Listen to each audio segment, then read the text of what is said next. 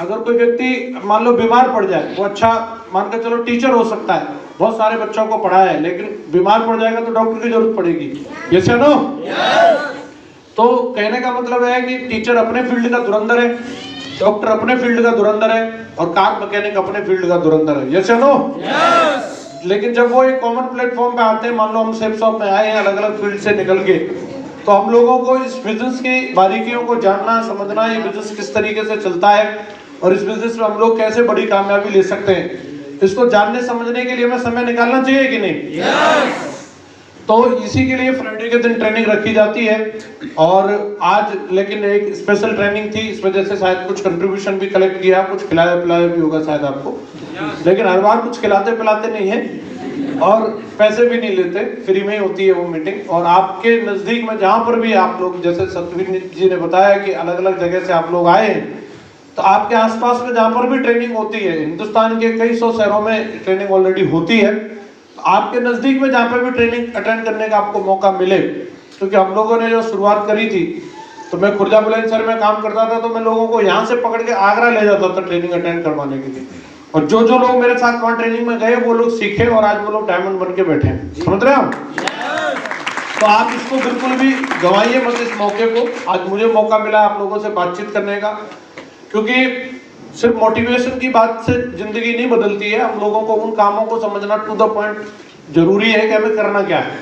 Motivate तो है ही, हम लोग इतना कोहरा पड़ रहा है कि अभी मैं जब सुबह आ रहा था तो मैडम खुद बोल रही थी दूसरा टावर नहीं दिख रहा था घर से, तो बोले ज्यादा कोहरा है, आज की कैंसिल नहीं हो सकती है मीटिंग। तो मैं कैंसिल, तो बोला पूछ रही थी कैसे जाओगे, मैं मेरे तो अकेले का सवाल है, जैसे वहाँ 500 लोग आए होंगे वैसे मैं भी पहुंच जाऊंगा।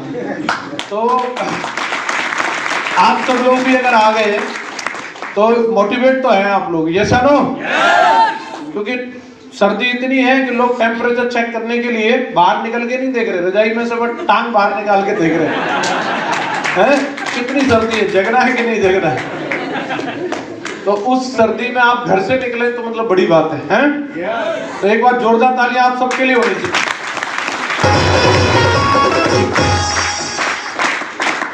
दोस्तों जरूरी भी है जीवन बदलने के लिए, क्योंकि सर्दी सिर्फ हमारे अकेले के लिए नहीं और भी लोगों के लिए, बहुत सारे लोग हैं जो अभी अगर हम लोग आए यहाँ तक सक्सेसफुली, तो ट्रैफिक पुलिस अपना काम कर रही है, तभी स्मूथली ट्रैफिक चल रहा है और मैं यहाँ तक पहुँच पाया, आप लोग पहुँच पाए। यस या नो?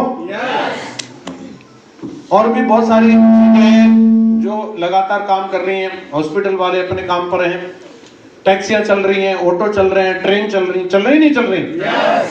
तो सब लोग तो निकले, तो हम लोग बहाना क्यों बनाए, हमें भी निकलना चाहिए अपनी मीटिंग के लिए, अपने धंधे के लिए। हाँ, उसके लिए जरूरी जो हमें एहतियात बरतने चाहिए उनका हमें ध्यान रखना है, सावधानी से चलना है, धीमे चलना है, और इसी उम्मीद से आप लोग आए और वापस भी आपको जल्दी फ्री करेंगे, ज़्यादा टाइम नहीं लगाएंगे। और आज ये मीटिंग हम लोगों की है, थोड़े से हम वो टॉपिक पर बात करेंगे जो हमारा फ्राइडे का टॉपिक जो रहता है मेन, और थोड़ा सा उससे एडवांस कुछ बातें भी आप लोगों के लिए रखी हैं। तो मिक्स सेशन रहेगा, जो लोग पहली बार आज मीटिंग अटेंड कर रहे हैं, भले चाहे उन्होंने कल ही बिजनेस को ज्वाइन किया हो, तो उनको जरूर कुछ बात समझ में आएंगी कि इस बिजनेस में हम लोगों को क्या क्या चीजें करना जरूरी है, और जो चाहे भले 3-4 साल से कर रहे हैं उनको भी कुछ ना कुछ चीजें पल्ले पड़ने वाली हैं कि मुझे और क्या इंप्रूवमेंट करना चाहिए। तो आप लोग तैयार हैं?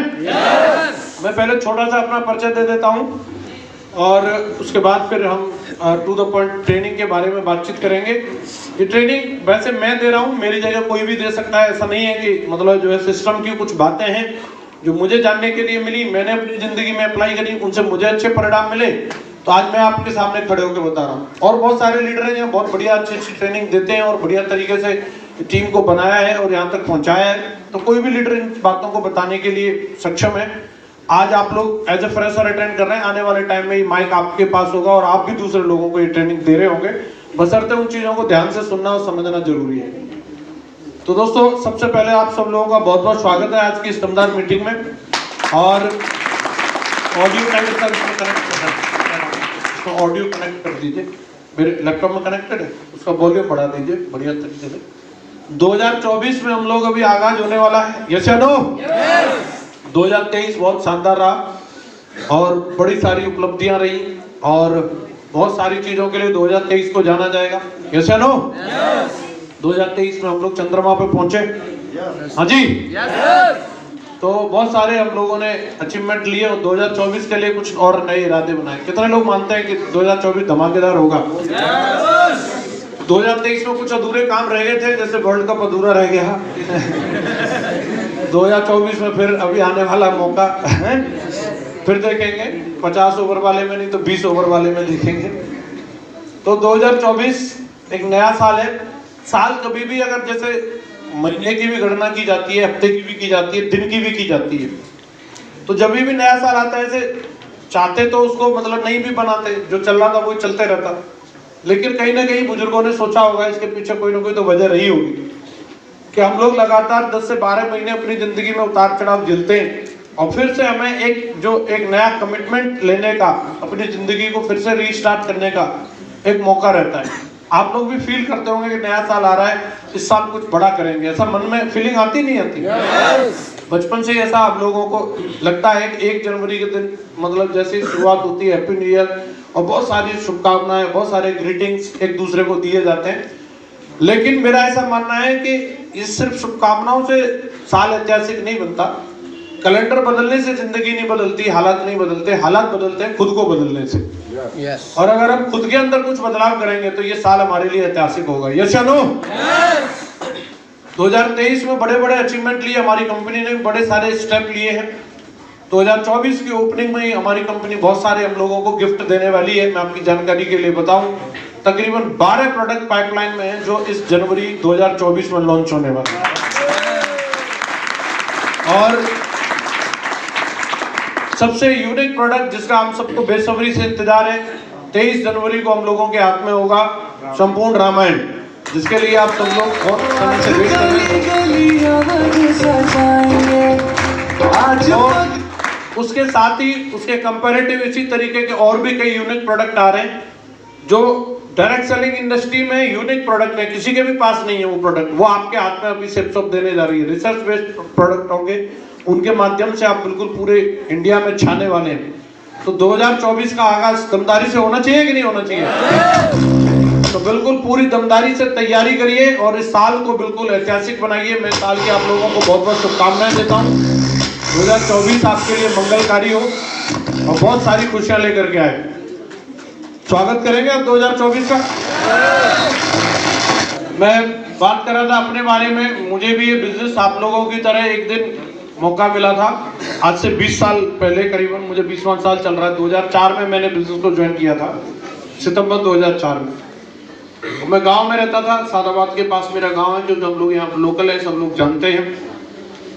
और वहाँ पे रह करके मैंने आगरा में पहली बार इस प्लान को देखा था। आगरा से मैंने ज्वाइन किया, वहीं पे मैंने पहली बार ये जो फ्राइडे ट्रेनिंग आप अटेंड कर रहे हो, सोनम रेस्टोरेंट में ट्रेनिंग हुआ करती थी, वहाँ पे मैं जाता था ट्रेनिंग अटेंड करने के लिए। शाम को ट्रेनिंग होती थी 6 बजे से, रात को 10-11 बजे फ्री होते थे।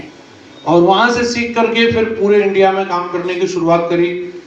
मथुरा में वेन्यू चलाया, हाथरस में वेन्यू चलाया, फिर अलीगढ़ में आ गए। और फिर अलीगढ़ में काम नहीं चल पाया ठीक से, तो फिर खुर्जा चले गए। फिर उसके बाद में वहाँ पर रणवीर सर मिल गए हमें, लाल बहादुर शर्मा जी मिल गए। फिर वापस दोबारा अलीगढ़ आ गए, रणवीर जी लेके आ गए हैं। इस तरीके से पूरे इंडिया में टीम बनी। अभी एग्जैक्टली मुझे ये तो नहीं मालूम मेरी कितनी टीम है, क्योंकि ये दिखती नहीं है, अब कोई बता नहीं सकता कि कितनी टीम है। थोड़े मोड़े 10, 20, 50 की टीम होती है तो मुंडी गिन के कर लेते हैं, हिसाब किताब लगा लेते हैं मेरी इतनी हो गई।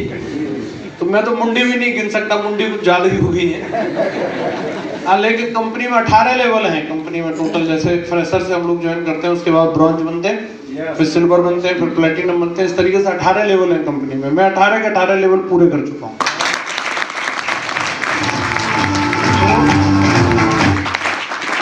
आज पूरी तरीके से मेरा जीवन बदल चुका है। जो मैं सोच करके आया था 6 फिगर में इनकम आनी चाहिए, लाखों रुपए के हिसाब से मेरे को इनकम आती है। देश विदेश की यात्राएं होनी चाहिए, बहुत सारी देश विदेश की यात्राएं हो चुकी हैं। करीबन 28-30 देशों में मैं घूम के आ चुका हूँ इस बिजनेस की वजह से। अच्छा घर होना चाहिए, अच्छी गाड़ियाँ होनी चाहिए, वो सारी की सारी सुख सुविधाएं जो जीवन में चाहिए 20 साल से बिजनेस को करने के बाद में मुझे मिली।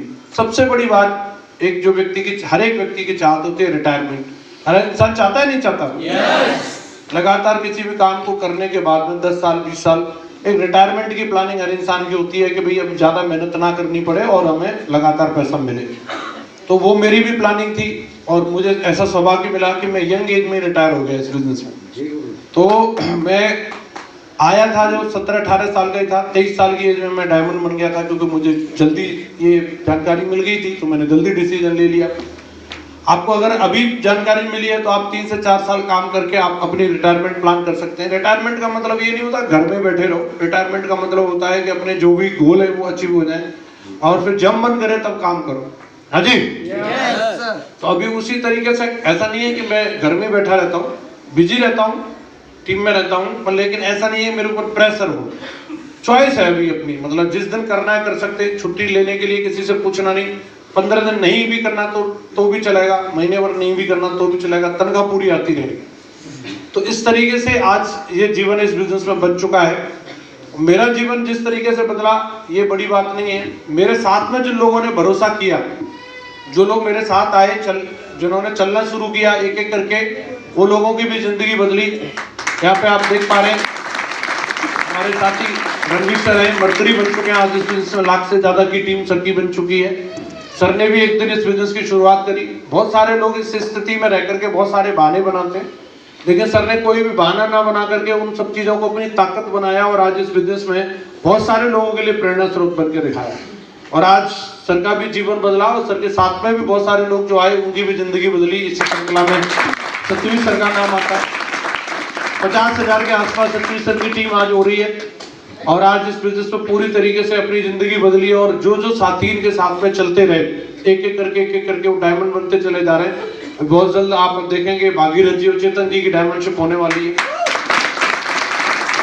और इसी श्रृंखला में हमारे एक और साथी डिगेन जी, जो कि सर के ही मित्र थे और ये रोडवेज में बस चलाते थे और आज इस बिजनेस में आप देख पा रहे हैं कि किसी एंगल से ड्राइवर जैसे नहीं लग रहे, पूरी तरीके से जिंदगी बदल चुकी है और बहुत आलीशान जिंदगी इस बिजनेस की वजह से जी रहे हैं। इस तरीके के करीबन मैं बात करूं, आज मेरी टीम में सैकड़ों लोग हैं जो डायमंड बन चुके हैं और उससे ज्यादा बड़े लेवल पर पहुंच चुके हैं। तो इसका सब चीजों का जो श्रेय है, सबसे बड़ी जो वजह है वो एक ही वजह है, वो है सेफ शॉप, जो आज हम सब लोगों के लिए कारण बनी। और मैं आपको बताना चाहूंगा 14 दिसंबर को कंपनी को 23 साल पूरे हो गए और हम लोग आज उसका बर्थडे सेलिब्रेट कर रहे हैं और बहुत खुशी का दिन है आज हम सब लोगों के लिए। 23 साल किसी भी कंपनी को पूरे करना बहुत बड़ी बात होती है, यस या नो? 23 साल कोई मजाक बात नहीं है, मतलब बहुत बड़ी बात है। और हमारी कंपनी ने 23 साल पूरे किए। और कंपनी की अगर हम बात करें, इसको आप निकाल तो देते हैं, बार बार चल नहीं रहा। बहुत सारी कंपनियां ऐसी होती हैं जो अपना कोई भी मोहर लगा करके किसी भी मनचाहे प्राइस में उन प्रोडक्ट को बेचती हैं। अब हमारी बंदी रख दो कोई, हमारी कंपनी के जबकि प्रोडक्ट मार्केट में भी उपलब्ध है तो व्यक्ति को आप ये आसानी से बता सकते हैं कि जो चीज बाजार में मिल रही है वही वाली चीज हम दे रहे हैं, यस या नो? अलग से कोई चीज नहीं दे रहे कि जिस चीज को व्यक्ति मेजर ना कर सके, ऐसी चीज नहीं दे रहे, किसी को बेवकूफ नहीं बना रहे। अगर हम बात करेंगे श्री श्री तत्वा, जो कि 157 देशों में अपने प्रोडक्ट सप्लाई करती है, उसके स्टैंडर्ड्स की अगर आप बात करेंगे तो उसके प्रोडक्ट यूके में और यूएस में जाते हैं। वहां के जो फूड स्टैंडर्ड्स जो होते हैं वो हर कोई कंपनी पूरे नहीं कर पाती। हम लोग जो यहाँ काम कर रही है, बहुत सारी कंपनियों के सैंपल ही फेल हो जाएंगे वहां पर, यूएस में और यूके में अगर अपना प्रोडक्ट सेल करना है तो। लेकिन श्री श्री तत्वा अपने प्रोडक्ट जो है यूके में और यूएस में भी सेल करती है और उसके जो प्राइम प्रोडक्ट हैं उन प्राइम प्रोडक्ट को आज हम लोग सेल करते हैं। श्री श्री तत्वा हमारे लिए प्रोडक्ट बनाती है। बालपोस आता है हमारी कंपनी में, नहीं आता। अन्य कंपनी है, मैं नाम नहीं लूंगा, वो फेमस हो जाएगी नहीं तो, उस प्रोडक्ट को 4200 रुपए का बेचती है और हमारी कंपनी का बालपोस कितने का आता है? 500 रुपए का। देखो कंपैरिजन भी है कहीं, कितने का बेच रही है दूसरी कंपनी? 4200 रुपए का। और वो भी उतनी अच्छी क्वालिटी नहीं है उसकी जितनी कि हमारे वाले सेफ शॉप वाले की है। तो एक प्रोडक्ट की अगर आप बात करेंगे, दर्द निवारक बाम भी आता है उसका, और भी कई सारे प्रोडक्ट आते हैं जो अपने आप में बहुत ही यूनिक प्रोडक्ट हैं। और श्री श्री तत्वा नोनी भी अभी हम लोगों के लिए लेकर के आया है और भी कई सारे प्रोडक्ट हैं जो अभी हमारे लिए डिजाइन कर रहा है, तो हम लोगों को प्राउड होना चाहिए। और भी कई कंपनियां हैं, कुछ कंपनियां तो ऐसी भी हैं जो कि सोशल वर्क के लिए काम करती हैं, प्रॉफिट के लिए काम नहीं करती। उनका जो प्रॉफिट आता है वो समाज सेवा में लगता है, ऐसी कई कंपनियां हैं। जो कि आप मोमबत्ती और आप अपने यहाँ पर जो दीवे जो आते हैं, घी के दीपक आते हैं, तो जिस कंपनी से वो हम लोग लेते हैं वो महाराष्ट्रन कंपनी है, और वो कंपनी जो प्रोडक्ट हम लोगों को देती है उसका जितना प्रॉफिट आता है वो महाराष्ट्र में जितनी भी गरीब और विधवा महिलाएं होती हैं उनके रोजगार के लिए लगाते हैं। तो अगर आज आप सेफ शॉप में काम कर रहे हैं और यहाँ प्रोडक्ट बेच रहे हैं तो एक तरीके से इनडायरेक्टली आप समाज सेवा भी कर रहे हैं। श्री श्री तत्वा का जो भी प्रॉफिट आता है वो समाज के कल्याण के लिए लगता है। कहीं ना कहीं आप देखिए उन्होंने कितने सारे चीजों में एनजीओ में जुड़े हुए हैं, उसके वीडियो हमारी वेबसाइट पे भी हैं और आप लोग यूट्यूब चैनल पे भी जाकर के देख सकते हैं। तो आज सेफ शॉप कंपनी के प्रोडक्ट की कीमत की अगर हम लोग बात करेंगे, आप कोई भी प्रोडक्ट को देख लीजिए, रेमंड की जो शर्ट मार्केट में 2200-2300 रुपए की बिक रही है वो शर्ट हम 1900 रुपए की दे रहे हैं। जो जीन्स है, जो भी आप प्रोडक्ट की क्वालिटी देख लीजिए, आप लिवाइस के बराबर में हमारी जीन्स रख लीजिए, जो लिवाइस की जीन्स 6-7 हजार रुपए की भी नहीं आपको बढ़िया मिलेगी, उससे बढ़िया 3-3.5 हजार रुपए की जीन्स हम लोगों की सेफ शॉप में आ रही है। आप कोई भी प्रोडक्ट को देखिए, आप सिग्नेचर एडिशन की भगवत गीता को आप ले लीजिए, भगवत गीता मार्केट में 35,000 रुपए की है सिग्नेचर एडिशन की। कितने की? कितने की? चलो बोलने में भी दिक्कत हो रही, कितने की? इतनी जोर से बोलो सर जग जाए। कितने की है? हाँ जगे। और हम सेफ शॉप में कितने की है? तो आप बताओ सस्ती है कि नहीं? शुद्ध गाय का घी जो मार्केट में अगर आप देखेंगे, आप एक एक प्रोडक्ट को देख लीजिए, हर प्रोडक्ट को कंपनी ने एनालिसिस करके वेबसाइट पे एक प्रेजेंटेशन भी डाला है, उसमें हर प्रोडक्ट को कंपेयर भी करके दिया है कि कौन से प्रोडक्ट को किससे कंपेयर करना है। लेकिन हम लोग कई बार क्या करते हैं कि कोई चीज है, जैसे मान के चलो कार होती है, तो कार तो सारी होती है, सब में 4 पहिए होते हैं, 4 पहिए होते हैं, और हर एक में विंडो भी होती है, एसी भी होती है, म्यूजिक भी होता है। लेकिन एक कार जो है 10 लाख की आती है, एक कार ऐसी भी 20 लाख की आती है, एक कार ऐसी भी है 50 लाख की आती है। यस या नो? उस पर्टिकुलर कार में भी अलग अलग मॉडल होते हैं। अगर आप जैसे कोई भी कार लेने के लिए जाएंगे, जैसे मैं उदाहरण के लिए बात कर रहा हूँ, टाटा सफारी की आप बात कर लीजिए, मैं चला रहा हूँ, तो Tata safari starting range 18 lakh से शुरू हो जाती है, वो भी सफारी और टाटा की, और उसका टॉप वेरिएंट तक जाएंगे अगर आप, तो उसकी टॉप मॉडल 29 लाख रुपए की आती है, जो मैं चला रहा हूं। तो अब अगर कोई व्यक्ति बोलेगा कि भाई है तो सफारी, लेकिन क्या 29 लाख वाली को 18 लाख में टाटा वाले दे देंगे? अंतर समझ में आएगा जब आप शोरूम पे जाएंगे तो वो बताएगा। इसके व्हील्स देखिए, इसका म्यूजिक सिस्टम देखिए, इसका आप इंटीरियर देखिए, हाँ जी, तो आपको टॉप मॉडल टॉप वेरिएंट कोई भी गाड़ी का होता है तो समझ में आता है। तो हम लोग कई लोग बोलते हैं सर बादाम, अरे सर बादाम, अरे तो बादाम की क्वालिटी तो देख ले भाई, हैं? एक ही चीज को लेकर के कई लोग, मैं अक्सर करके देखा है कि वो मिर्च मसाले और इन बादामों इन्हीं चीजों को लेकर के इतना ज्यादा इश्यू बना लेते, बहुत महंगे प्रोडक्ट है, क्वालिटी भी तो देखो। हाँ जी, जब आप जाएंगे बाजार में तो वहां जाकर के पता करेंगे 25 तरह के बादाम दिखा देगा वो भी। ऐसे भी बादाम आएंगे, हो सकता है 400 रुपए किलो भी मिल जाए आपको, 200 रुपए किलो में भी मिल जाए, लेकिन मुंह में खाते जीवर सा घुल जाएगा, थू करते घूमोगे, वो भी बादाम। हाँ जी, बादाम फोड़ने के चक्कर में उंगली भी फूट जाए, वो भी बादाम है, उससे ज्यादा डॉक्टर ले ले फिर। अरे बादाम है कि नहीं? तो चीजों को आप ऐसे नहीं कह सकते कि भाई कोई भी चीज है, आप सामने रखो, सामने रखो। सेफ शॉप की किसमिस है, तो जो क्वालिटी के हम दे रहे हैं उस क्वालिटी की चीज जब आप मार्केट में जाकर के लेंगे तो आपको समझ में आएगा कि कितने की मिल रही है और यहाँ पे कितने की मिल रही है। जैसे बात कर रहे थे भगवत गीता की, तो आज पूरे देश भर में लोग इसके दीवाने हैं, प्रधानमंत्री जी तक भी ऑलरेडी ये जा चुकी है। और आप देखिए इस तरीके के लोग हैं, ये जो है कानपुर से हैं और ये अमर उजाला के संपादक हैं, और ये जब भी कहीं प्रमोट करने के लिए जाते हैं, ये थाना इंचार्ज है, उनको देने के लिए गए और ये खुद भी सिर पर रख के लेकर के जाते हैं और जहां देते हैं भगवत गीता को, इस तरीके से इनका देने का तरीका ही है, देख रहे हैं हम, ऐसे सिर पर रख के लेकर के जाते हैं। स्कॉर्पियो गाड़ी है भी इनके पास और उसमें ये पूरा स्टॉक करके रखते हैं, कितने आदर और सम्मान के साथ लोगों तक पहुंचा रहे हैं, ये इनका तरीका रहता है।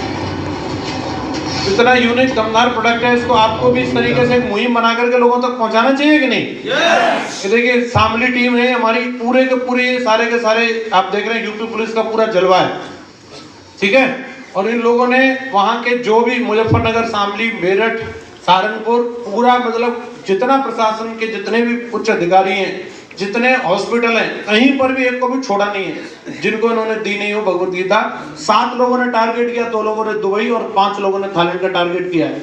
इस तरीके से प्रमोशन कर रहे हैं लोग।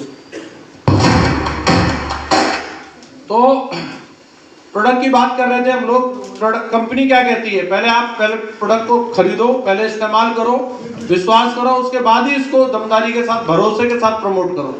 आपको भरोसा नहीं होगा तो आप प्रमोट नहीं कर पाएंगे। आप ये देखिए होगा तो शायद जंगल में घूमते हुए मिलेगा नंग धड़ंग, है ना। इस दुनिया में, समाज में अगर रहना है तो हमें तन ढकने के लिए, खाने पीने के लिए शॉपिंग तो करनी है।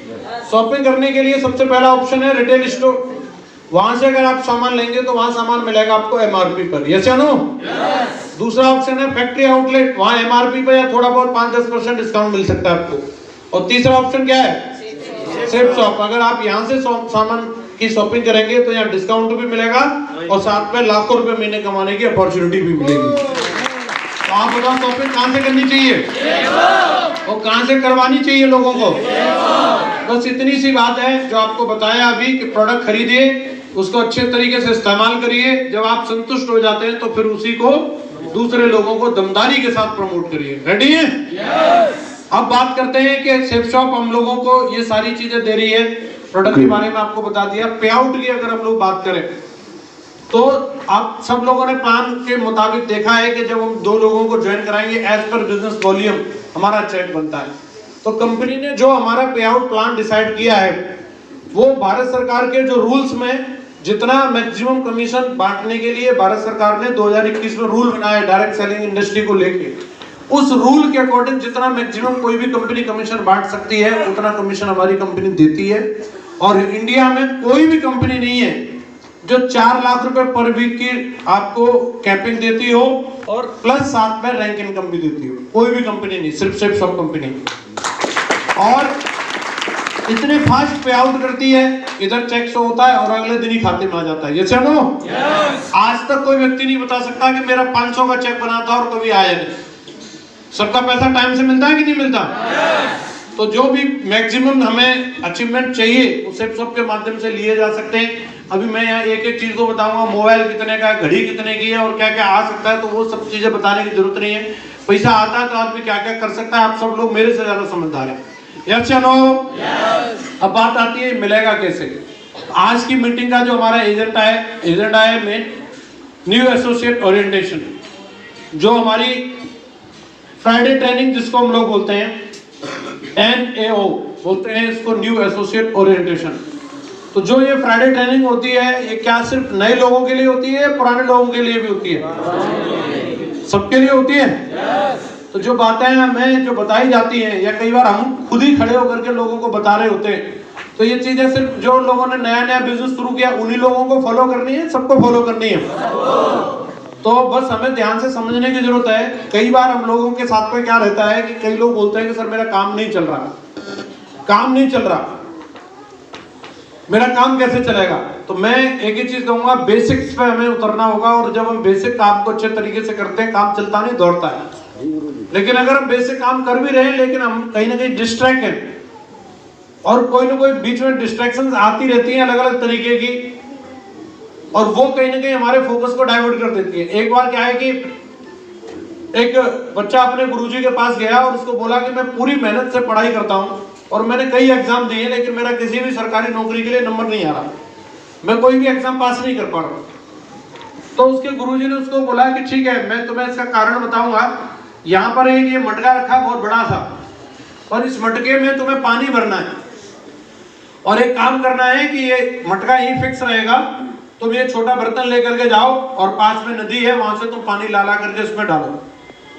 समझ में आ रहा है? उसके गुरुजी ने एक काम किया कि उस मटका में 2-3 छोटे छोटे छेद कर दिए।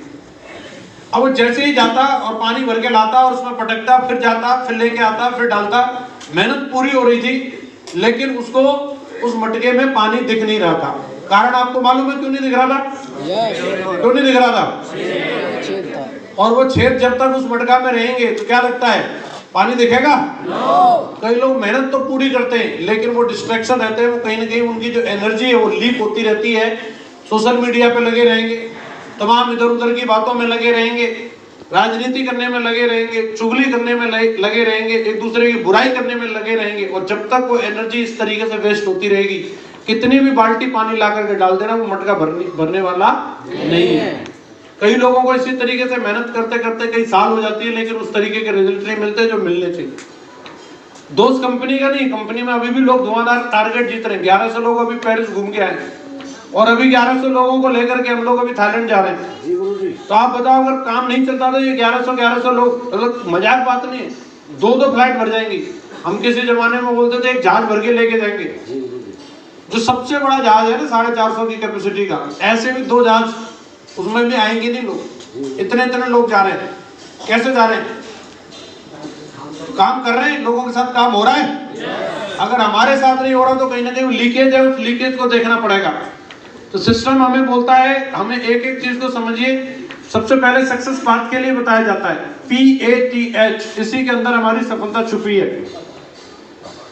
तो PATH सक्सेस, ये जो वर्ड है पाथ, इसका हिंदी अंग्रेजी मीनिंग एक ही होता है, रास्ता। सफलता के लिए रास्ता, ये 4 शब्द हैं जो इस डायरेक्ट सेलिंग बिजनेस में सबसे जरूरी है। सबसे पहला वर्ड है P का मतलब है पेशेंस, धैर्य होना चाहिए। कोई भी काम अगर आप कर रहे हैं तो वो रातों रात नहीं होने वाला। और जो चीज में रातों रात सफलता मिलती है वो रातों रात चली भी जाती है। आपने देखा होगा अंडी का पेड़ होता है, एक ही बरसात में वो आपके सिर को क्रॉस कर जाता है, यस या नो? लेकिन वो अगली बरसात नहीं पकड़ पाता। आपने कभी किसी व्यक्ति को अंडी के पेड़ में झूला झूलते हुए देखा? ग्रोथ बहुत तगड़ी होती है उसकी, लेकिन वो लॉन्ग लास्टिंग नहीं है। लेकिन बरगद का पेड़ आप देखिए, अगर आप लगा भी देंगे तो इंच करके बढ़ता है हाँ जी। उसकी ग्रोथ जो होती है बहुत स्लो होती है, लेकिन अगर एक बार वो अगर सवाब पे आ गया तो वो सदियों तक रहता है, पीढ़ियां उसमें झूला झूल सकती हैं। यस या नो? आप कौन सी वाली सफलता चाहते हैं? अंडी के पेड़ वाली आज मिल जाए, अभी गाड़ी आ गई, बंगला आ गया, ये आईफोन आ गया और फिर 15-20 दिन बाद गायब हो जाए, वो वाली सफलता? या पीढ़ियों तक सफलता बनी रहे वो वाली? तो वो धीरे धीरे आती है, उसके लिए ध्यान रखना पड़ेगा, रातों रात नहीं आ सकती। पेशेंस होना चाहिए, बिना धैर्य के बड़ा काम नहीं किया जा सकता। एक छोटा बच्चा भी होता है, वो पैदा होते नौकरी में नहीं चला जाता हाँ जी। 25-30 साल तक उसको पढ़ाना लिखाना होता है, उसकी देख रेख करनी होती है, और फिर भी गारंटी नहीं कि नौकरी में चला जाएगा। पेशेंस रखना पड़ेगा। हेलो 5 साल बाद ये नहीं कर सकते, तुझे मालूम है दूध क्या रुपए लीटर आ रहा है, चाहे कितने भी रुपए लीटर आ रहा हो, लेकिन पिलाना पड़ेगा। यस या नो? जैसे हमारे बिजनेस में भी कई कहानी सुनाई जाती है। चाइनीज बम्बू के बारे में कहानी ये मेरे को सुनाई थी, और ये कहानी ने मेरे को हमेशा मोटिवेट किया। चाइनीज बम्बू की कहानी क्या है कि वहां पे चाइना में एक बांस का पेड़ लगाते हैं वो लोग। तो उस बांस के बारे में ऐसा बताते हैं कि जब उसको आप लगाएंगे तो एक साल में जो उसकी ग्रोथ होती है वो कितनी होती है? 1 इंच। कितना बढ़ता है? 1 इंच। लगा के भी आदमी भूल जाएगा कहाँ लगाया था मैंने। 1 साल में कितना? 1 इंच। दूसरे साल में जो उसकी ग्रोथ होती है कितनी होती है? 1 इंच। 1 इंच और बढ़ जाता है, 2 इंच हो गया। तीसरे साल में जो उसकी ग्रोथ होती है वो कितनी होती है? 1 इंच होती है, 3 इंच का हो जाएगा। 3 साल में कितनी? 3 इंच। फ्रस्ट्रेट हो जाएगा आदमी, खाद पानी इतना लगा रहे हैं, 3 साल में 3 इंच। लेकिन चौथे साल में वो 80 फुट से भी ज्यादा बढ़ जाता है।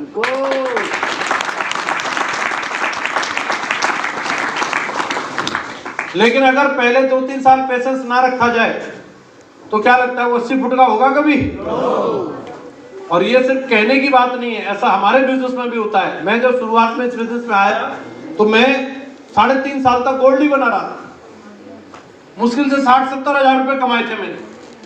फिर भी मैं बिजनेस में काम करता रहा, मेहनत करता रहा और अपने आप को करेक्ट करता रहा, कहां मेरे से गलतियां हो रही हैं, लीकेज किधर है, चीजों को सही तरीके से, एनर्जी को कहां लगाना है, कहां लगी है।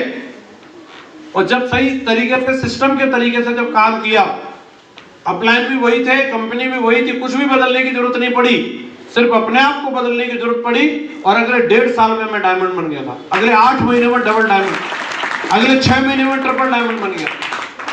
तो जब ग्रोथ होती है तो फिर वो चाइनीज बम्बू की तरह होती है, लेकिन उसके लिए हमें पेशेंस रखना पड़ेगा। रख सकते हैं? कुछ लोगों को सफलता मिलने वाली होती है, बस उनके दिन सुधरने वाले होते हैं, अच्छे लोग आने वाले होते हैं, तभी नाटकबाजी शुरू कर देते हो। एक कहानी महागुरु जी ने शुरू में बताई थी। एक व्यक्ति को वरदान मिला, वो मिट्टी का ढेर इकट्ठा कर ले, और एक दिन बता दिया कि उस दिन अगर वो मिट्टी के पास जाकर के उस मिट्टी को कहेगा मिट्टी तू सोना बन जा, तो जो मिट्टी होगी वो सोना बन जाएगी। सुबह सुबह नहा धो करके तिलक विलक लगा करके एकदम आके बैठ गया और पूरा जोश जुनून के साथ, हाँ मिट्टी तू सोना बन जा, हाँ मिट्टी तू सोना बन जा, लेकिन बन नहीं। दोपहर हो गई, थोड़ा जोश ठंडा हुआ, है मिट्टी तू सोना बन जा, है मिट्टी तू सोना बन जा। शाम होने को आई, बोले यार रिजल्ट तो कुछ दिख नहीं रहा, गुरु जी का मंत्र झूठा तो नहीं। अब धीमे धीमे बोला, मिट्टी सोना बन जा ना प्लीज। कई लोगों का यही रहता है, शुरू में जब ज्वाइन करते हैं, हटो उखाड़ देंगे, फाड़ देंगे, हिला देंगे, आई हम डायमंड में तो 2 महीने का चेक नहीं आया, हाँ डायमंड है गुरुजी करेंगे, और 6 महीने चेक नहीं आया, अरे गुरुजी ठीक है कर लेंगे, हैं? तो जैसे जैसे रिजल्ट कम होते हैं वैसे वैसे जोश का लेवल भी कम होता जाता है। सेम उसी का हो रहा था, सवेरे का जोश एकदम बिल्कुल एकदम हाई था, छत फाड़ दे, और लेकिन जैसे जैसे शाम होते आ रही, क्या बन जा ना प्लीज, प्लीज बन जा। अब उसको लगा कि आज का दिन खत्म ही होने वाला है, सूरज डूबने वाला है, और इतना परेशान हो गया, वो बोलता है अगर तू सोना नहीं बनती तो तू लोहा ही बन जा। और वही वक्त था जब उसकी बात सत्य साबित होने वाली थी, उसके गुरु का मंत्र जो फलित होने वाला था, और पूरा का पूरा जो ढेर था वो सोने की जगह वो लोहे का बन गया। अब क्या करेगा? हाँ जी, हो सकता है ये कहानी काल्पनिक हो, लेकिन ये कहीं ना कहीं हमें रियल लाइफ में बहुत बड़ा मैसेज देती है। हम लोग भी सब चीजें सही कर रहे होते हैं, कई लोग आते हैं काउंसलिंग के लिए, हम भी कोई चाह के भी उस लीडर में कमी होगी तो ही कमी निकालेंगे, कमी नहीं है तो नहीं निकाल सकते। ऐसा नहीं है कि हम कोई क्रूर आदमी हिटलर है जो बिना बात के भी किसी न किसी को ऐसे डांटते रहेंगे, तू साला ये सही नहीं वो सही नहीं। जो चीज सही नहीं है तो ही वो उसको बोलेंगे, लेकिन कई बार सब चीज सही होने के बावजूद भी रिजल्ट नहीं मिल रहा है, तो इसका मतलब ये नहीं है कि भाई अब आप छोड़ दोगे। हो सकता है एक समय भी होता है किसी चीज का, वो समय आएगा। हाँ जी, जब समय आएगा तो आपको रिजल्ट मिलेगा, तो उसके लिए हमें पेशेंस रखना पड़ेगा। अपलाइन मेरे को उतना ही आशीर्वाद देते थे 2008 में भी, 2007 में भी, उनकी मोहब्बत में कोई कमी नहीं थी। हाँ जी, अगर आप बात करोगे माँ बाप की तो उनकी भी चाहत उतनी थी 2007 में भी, 2008 में भी।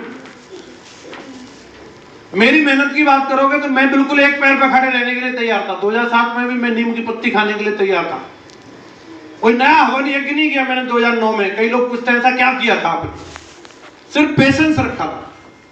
जैसे वक्त आया, वक्त पर डिलीवरी हुई, सब चीजों की गाड़ी भी आई, डायमंडशिप भी आई, सब चीज आई। और जब नहीं था तो ये हालत थी कि कभी 500 रुपए भी नहीं थे जेब में। 500 की बात छोड़ो, 20 रुपए भी नहीं थे, ऐसा भी था। 10-10 रुपए की भी मतलब स्थिति गड़बड़ थी, कई बार ऐसा भी था। लेकिन उस समय अगर पेशेंस लूज कर दिया होता तो आज इस लेवल तक होते हम। तो ये पेशेंस आपको रखना पड़ेगा।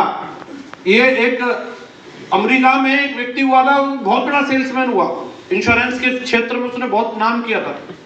वो अपनी खदान के बारे में कहानी बताता था कि उसने एक सोने की खदान खरीदी थी और वहां मजदूरों से उसने खुदाई करवाई थी। उसने कुछ मशीनें लगाई थी, वहां पर खुदाई करवाई थी, लेकिन उसको सोना मिला नहीं वहां पे। तो उसने फ्रस्ट्रेशन में आकर के वो सारी मशीनें कबाड़ियों को बेच दी। और कबाड़िया जब उन मशीनों को वहां से लेने के लिए आया तो उसने एक इंजीनियर बुलाया और उससे जगह का सर्वे करवाया और पता किया कि आप देख के बताइए क्या वाकई में यहाँ सोना है।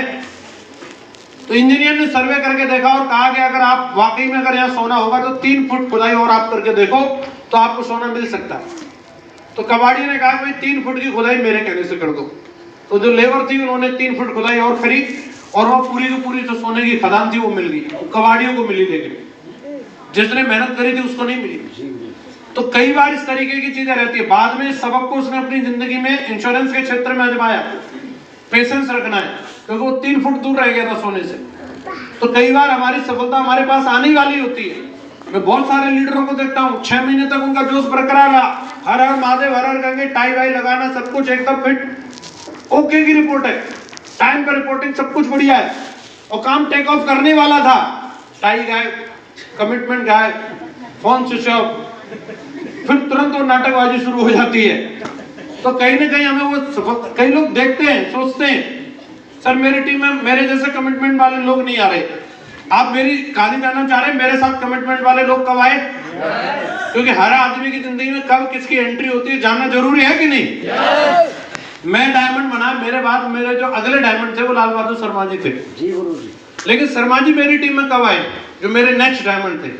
कितनी टीम बनाने के बाद आए जानना चाह रहे हैं? जब मेरी 250 लोगों की टीम थी तब शर्मा जी की एंट्री हुई। हाँ जी, तब ज्वाइन हुए थे वो। आपका अगला डायमंड जो आपके बाद डायमंड बनेगा, हो सकता है 250 की टीम बनाने के बाद मिले। जरूरी नहीं है कि आपने जो लेफ्ट हैंड क्लियर किए जस्ट टाउन में जो ज्वाइन कराया साला साहब का मन ही नहीं हो काम करने का। आप मेरी जीनोलॉजी खोल के अगर आप देखोगे, मेरे लेग स्टेटस में देखोगे तो मेरे भी साले चीजा तमाम ज्वाइन है।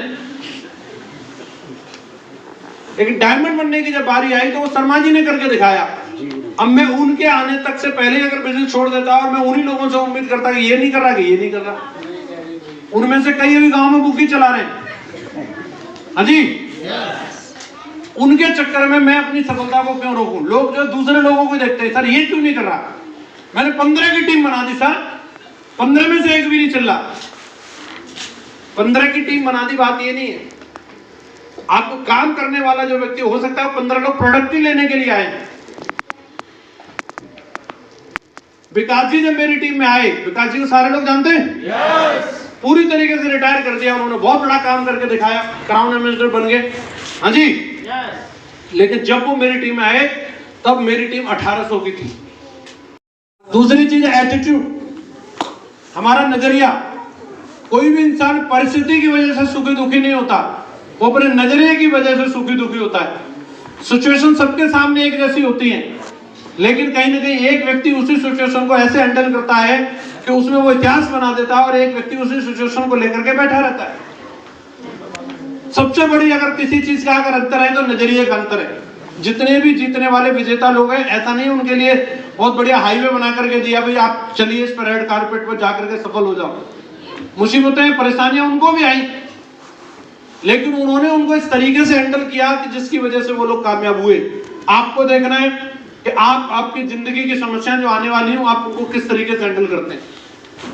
गूगल कंपनी के सीईओ जो है सुंदर पिचाई, उनसे एक बार सवाल पूछा किसी ने, पत्रकार ने, कि आपके पास में जब लिस्ट आती है, आप कोई भी मेरिट लगाइए, कुछ भी लगाइए, लेकिन पूरी दुनिया से लोगों को आप रिक्रूट करते हैं।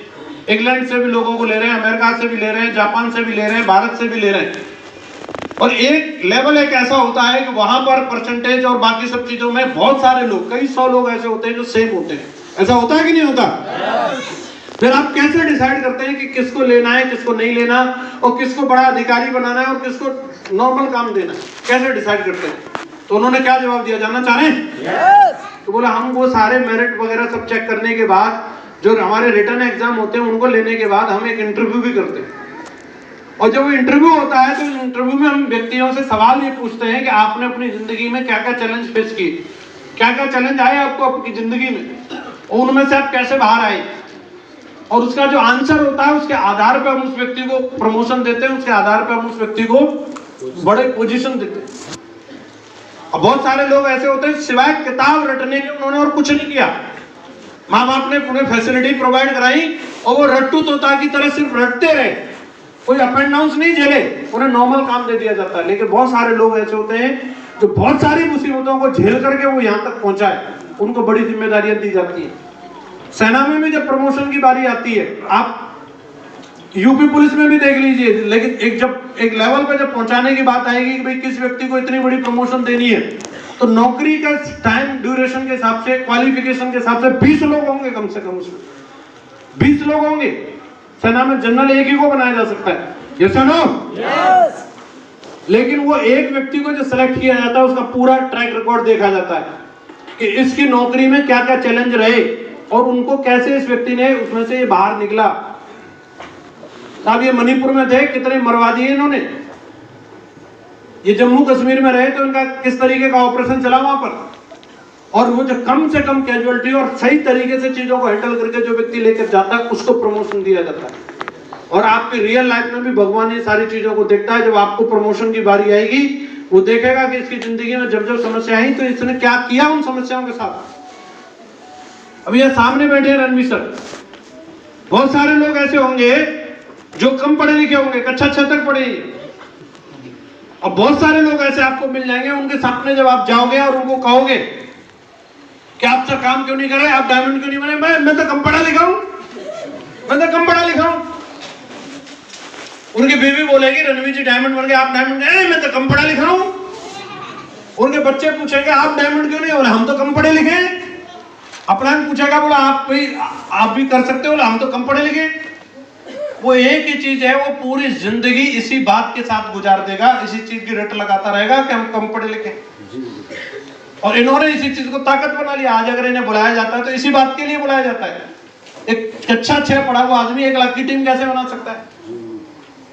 एक आदमी उसे बहाना बना रहा है और एक आदमी उसी चीज को ताकत बना रहा है।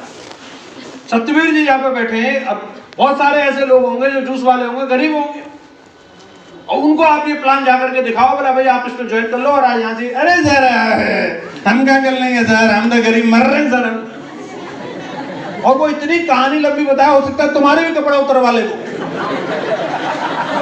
दे जाओ कुछ, ठंड में परेशान हूं, बोले जैकेट दे जाओ मुझे। समझ आ रहा है? इतना रोना रोए, आपको भी दया आया दे ही दूंगा उसको, डीडी तो मिली नहीं, उल्टे आप अपनी जैकेट दे के आगे उसको, और वो पूरी जिंदगी इसी बहाने के साथ निकाल देगा। मैं तमाम ऐसे लोगों को देखता हूं, आपको रोड पे भीख मांगते हुए दिख जाएंगे और किसी एंगल से नहीं दिखता। इस व्यक्ति के शरीर में कोई समस्या है, उसके दिमाग में यहाँ पे समस्या है, उसको आप कभी चैंपियन नहीं बना सकते।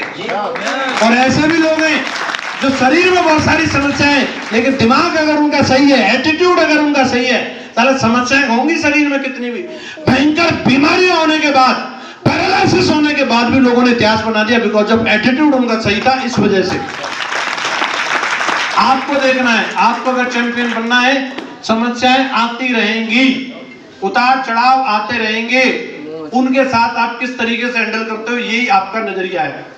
मेरे से अगर कोई पूछे एटीट्यूड हो तो कैसा हो, हनुमान जी के जैसा होना चाहिए। हनुमान जी कितने पॉजिटिव व्यक्ति थे, इससे बढ़िया मेरे पास कोई उदाहरण नहीं। उनका भगवान श्री राम में इतनी जबरदस्त श्रद्धा थी कि वो चाह के भी कमी नहीं देखते थे।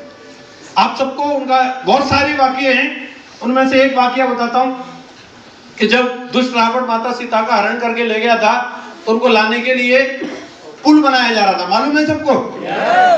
बानरों को लेके जाना था लंका में, तो पुल बनाने का जब कार्यक्रम चल रहा था तो वहां पे 2 इंजीनियर आए, नल और नील, उन्होंने तरीका बताया, राम नाम लिखो तो पत्थर तैरेगा, मालूम है कि नहीं?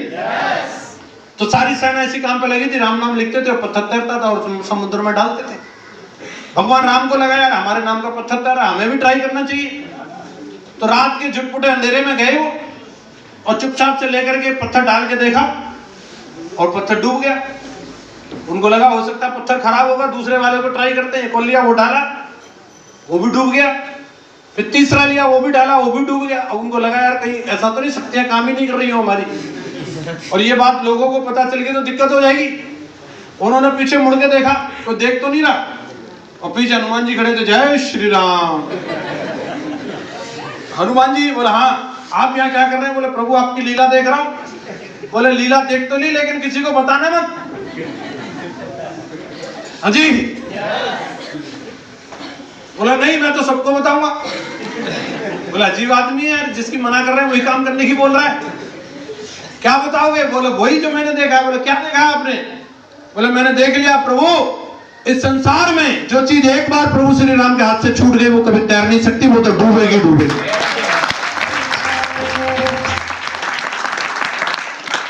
उनकी जगह हमें से कोई साधारण प्राणी अगर ये चीज देख लेता, इसका डूब गया रे, डूब गया, मैंने देखा, फेसबुक लाइव करेगा, वहीं से देखिए अपनी बीवी के चक्कर में दूसरे भोले वाले बानरों को बेवकूफ बना रही है, नहीं तैरता इनका पत्थर।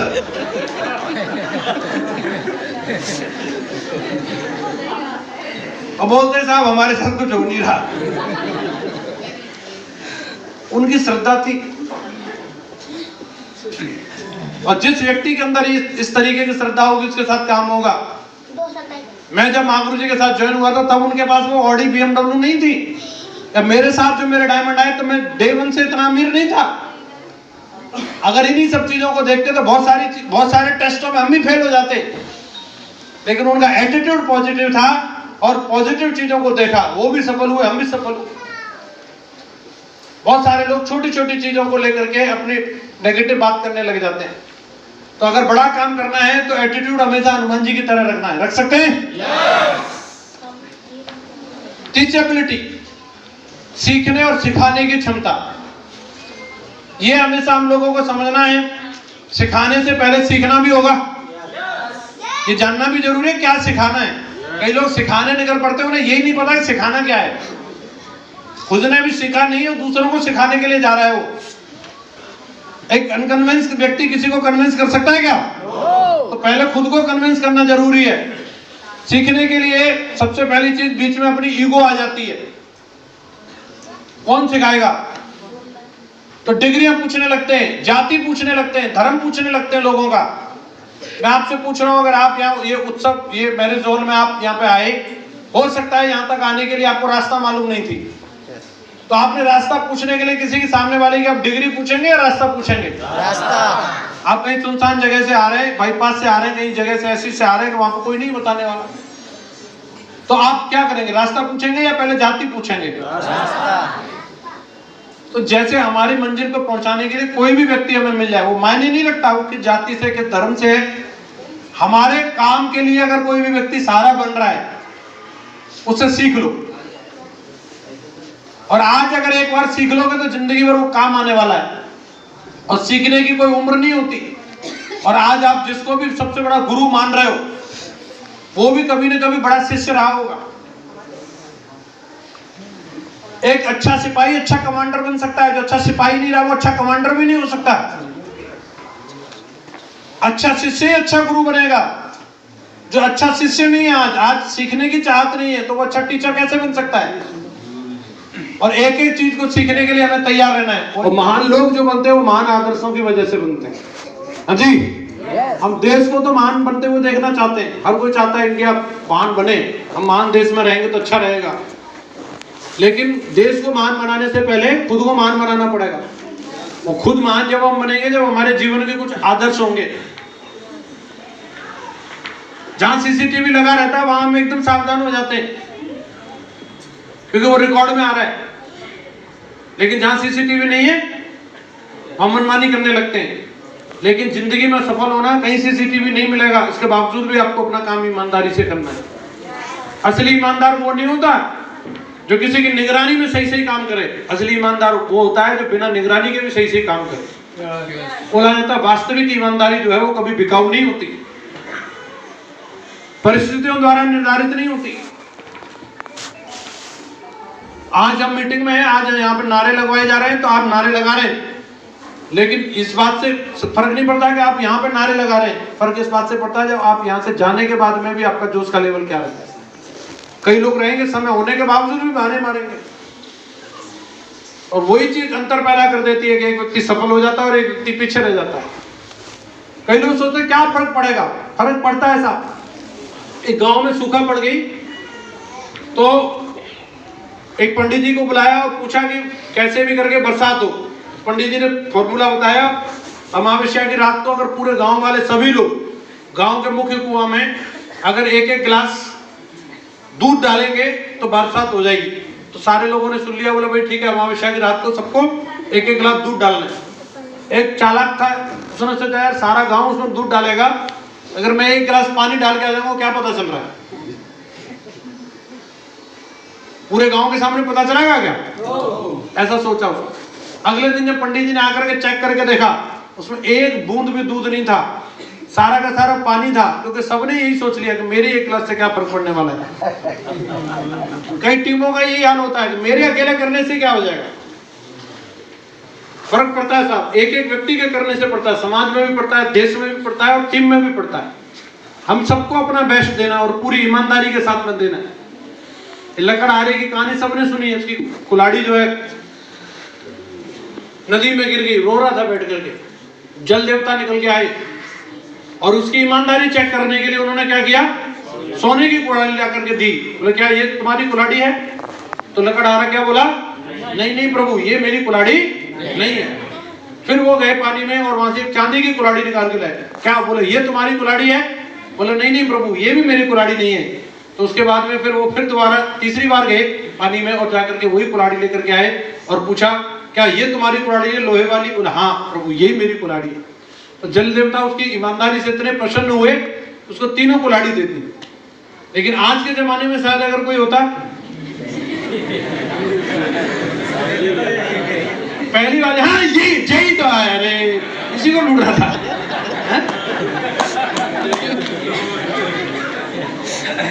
अलीगढ़ का एक बंदा जो नदी के किनारे बैठ कर रो रहा जल देवता के सामने।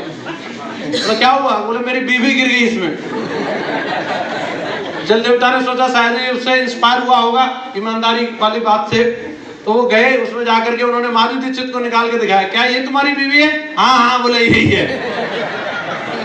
जल देवता बोले यही कलयुग है, बताओ कहाँ एक वो व्यक्ति था जो बेईमानी नहीं करी, उसने सोने की कुल्हाड़ी चांदी की कुल्हाड़ी को अपना नहीं बताया। बोला प्रभु आप गलत समझ रहे हैं, चक्कर ये है कि मैं इंस्पायर तो उसी कहानी से हूँ, लेकिन आगे की कहानी ये है कि अब बाद में तीनों कुल्हाड़ी आप उसको दे देते। अब मैं ये सोच रहा था अभी आप माधुरी दीक्षित को लेके आए, इसके बाद ऐश्वर्या लाएंगे, फिर मेरी वाली को लाएंगे, फिर बोलेंगे तुम इतने ईमानदार हो तीनों ले जाओ। एक का खर्चा चल नहीं रहा, फिर तीन का खर्चा कैसे चलाऊंगा? इसलिए जो आप पहली बार में ले आए मैंने वो हाँ बोल दिया। तो खैर हम लोगों को ईमानदार रहना चाहिए। देखिए जो हम एक छोटा सा एक्ट भी कर रहे हैं, एक छोटी सी चीज किसी भी व्यक्ति के जीवन में हमारी एक ईमानदारी किसी की जिंदगी बचा भी सकती है और किसी की छोटी सी एक ईमानदारी की वजह से किसी की जान भी जा सकती है। कई लोग चिल्लाते बहुत बढ़िया है, मीटिंग में बहुत बढ़िया हल्ला मचाएंगे और बाहर जाकर के फिर नेगेटिव बातें शुरू कर देंगे। तो सिर्फ चिल्लाने की बात नहीं है, आपके अंदर जोश इस तरीके का रहना चाहिए, प्रफुल्लित मन से आप काम करें। तो उसका मतलब यह है कि आपके अंदरूनी खुशी रहनी चाहिए काम के प्रति। हाँ जी, नहीं भी चिल्लाते तो भी काम चल जाएगा। बहुत सारे ऐसे लीडर हैं हमारे, बहुत कम बोलते हैं वो, लेकिन उन्होंने बहुत बड़ा लेवल पाया है। बहुत ज्यादा चिल्लाते नहीं। सोमा शंकर जी को आप जानते हो, कभी नहीं चिल्लाते, वो क्राउन में मिनिस्टर बन के दिखा दिया उसने टाइगर। जोश कोई चिल्लाने वाली चीज नहीं है। आप अपने काम को किस तरीके से मोहब्बत करते हैं ये एक चीज है, इसी वजह से आपको सफलता मिलेगी। आप काम को कितना पसंद करते हैं। 8% तकनीक की वजह से और 2% सही तालमेल आपस में हम लोगों का किस तरीके का मेल जोल है, फाइन ट्यूनिंग हमारी किस तरीके की है। तो बड़ा काम करने के लिए तीनों चीजों का होना बहुत जरूरी है। तो जिसमें सबसे इंपॉर्टेंट बताते हैं 8% सफलता तकनीक की वजह से मिलती है। तकनीक क्या है? तकनीक है कि dream list, invitation, show the plan, follow up, 100% user, be a team player और टीवीएफ। और ये 8 चीजें ही हैं जो आपका काम बढ़ाने वाली हैं। अगर जहां भी जिस व्यक्ति का काम रुका हुआ है तो उसके पीछे की वजह यही है। और जब हम इस चीज पे आएंगे और इन चीजों की क्वालिटी को सुधारेंगे, टारगेट तो बनाया लेकिन सही परफेक्ट टारगेट नहीं है। एक बार टारगेट बनाया फिर उसके बाद दोबारा टारगेट सेट नहीं किया। लिस्ट है लेकिन लिस्ट को बढ़ाते नहीं, अपग्रेड नहीं करते लिस्ट को लगातार। लिस्ट की क्वालिटी क्या है? इन्विटेशन करते हैं लेकिन इन्विटेशन की क्वालिटी क्या है? प्लान चल रहा है लेकिन प्लान की क्वालिटी क्या है? हर एक एक्टिविटी जो है कंपनी के द्वारा बताई गई है, सिस्टम के द्वारा बताई गई है, इनकी क्वालिटी को देखना भी जरूरी है। सिर्फ ये ड्यूटी की तरह खाना पूरी करने वाला काम नहीं है कि मतलब हम गए और चौकीदार की तरह बस बैठे रहना है, कौन आ रहा है कौन जा रहा है, हमें कोई मतलब नहीं। हमें मतलब होना चाहिए हर एक चीज से, और एक एक चीज को अपनी टीम में जाकर के चेक करना जरूरी है। और जब आप ये सब चीजों की अच्छे तरीके से क्वालिटी को अच्छे तरीके से चेक करके करोगे तो निश्चित रूप से आपके साथ में बड़ा काम होगा, 100% होगा। आज इन पर चर्चा करने के लिए समय नहीं है, फिर कभी आएंगे तो इन 8 बातों के ऊपर डिटेल में चर्चा करेंगे। टारगेट चला हुआ है, टारगेट क्वालिफाई करिए, क्योंकि अभी आप तुरंत से डायमंड नहीं बन सकते। लोगों को क्या है, धमाका चाहिए, चमत्कार को नमस्कार करती है दुनिया। ये ऐसा है कि नहीं? yes. आप अभी डायमंड बन जाएंगे तो उस दिन जो नहीं मान रहा वो भी मान जाएगा, हाँ यार बंदे में दम है। यस या नो? आप बड़ी गाड़ी ले आओ अभी, ऑडी, BMW, मर्सिडीज, जो नहीं सुनता वो भी सुनने लग जाएगा। यस या नो? आपका 5-10 लाख का चेक बन जाए, तो जो कभी भाव नहीं दे रहा था वो भी भाव देने लगेगा। यस या नो? लेकिन क्या ये तुरंत हो सकता है? आप तुरंत डायमंड बन सकते हैं? तुरंत गाड़ी ला सकते हैं महीने 2 महीने में? तुरंत 10-5 लाख का चेक बन सकता है? लेकिन आप अभी चाहें तो अगले 1 महीने काम करके विदेश यात्रा का टारगेट जरूर कर सकते हैं। कर सकते हैं नहीं कर सकते? अगर आपने टारगेट क्वालिफाई किया और अगर आप इंटरनेशनल ट्रिप पे जाएंगे तो धमाका होगा या नहीं होगा? जो भाव नहीं दे रहा वो भाव देने लगेगा कि नहीं देने लगेगा? तो ये लास्ट मौका हमारे पास, 1 महीने का टाइम है और टारगेट में काफी सारे लोगों ने, किसी ने 30%, किसी ने 40%, किसी ने 50% तक टारगेट जीत लिया है। बचे कुछ टाइम में अभी हमें बल्लेबाजी करनी है और कंपनी ने बढ़िया हमें कॉम्बो बना के दे दी है। 2 सूट 2 साड़ी का बढ़िया कॉम्बो दिया 200 बिजनेस वॉल्यूम में 13,000 रुपए में, और भी इस तरीके के कई प्रोडक्ट डबल बिजनेस वॉल्यूम के साथ में हमें दिए। 8,000 रुपए में भी हमें टफल बैग के ऊपर 150 बिजनेस वॉल्यूम मिल रहे हैं। तो ऐसे प्रोडक्ट सेलेक्ट करके जिनसे हमारा टारगेट आसानी से जल्दी हो सकता है, उन प्रोडक्ट के ऊपर हमें दम लगाना है और ताकत लगानी है, पूरी दमदारी के साथ में करना है और इसी पीरियड में इस टारगेट को हम लोगों को जीत के दिखाना। जीत के दिखाएंगे? अगले टारगेट के लिए वेट नहीं करना। और जो भी बातें आज हम लोगों ने डिस्कशन करी हैं, एक एक चीज पे फोकस करो, चाहे वो पाथ के बारे में हो, चाहे 8 स्टेप के बारे में हो, चाहे कंपनी प्रोडक्ट के बारे में हो। कंपनी के प्रोडक्टों पे ध्यान देंगे हम लोग, अपनी अवेयरनेस बढ़ाओ इसके बारे में।